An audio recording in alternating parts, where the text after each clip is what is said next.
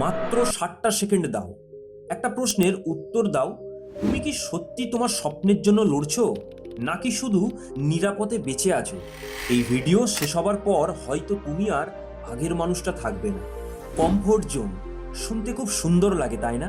এখানে কোনো ঝুঁকি নেই, কোনো চাপ নেই, কোনো ব্যর্থতার ভয়ও নেই।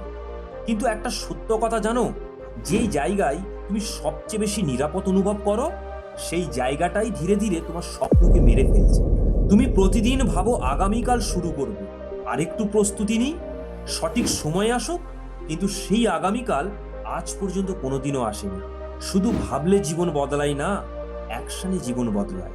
যদি সত্যিই বড় কিছু করতে চাও, তাহলে নিজের ভয়কে হারাতে হবে, অজুহাত ছুঁড়ে ফেলতে হবে, কমফোর্ট জোন ভাঙতে হবে। প্রতিদিন একটা ছোট স্টেপ হলেও নিতে হবে।